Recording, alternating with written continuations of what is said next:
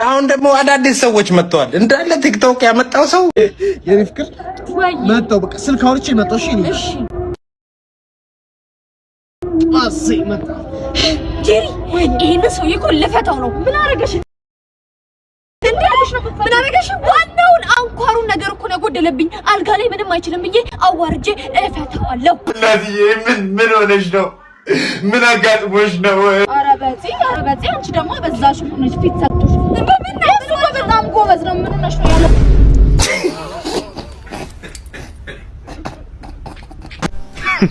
women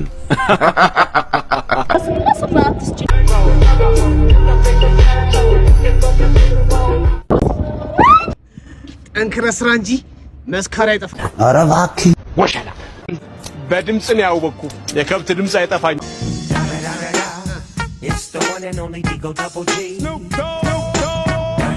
መጀመሪያ ወሸላህን ተገረዝ።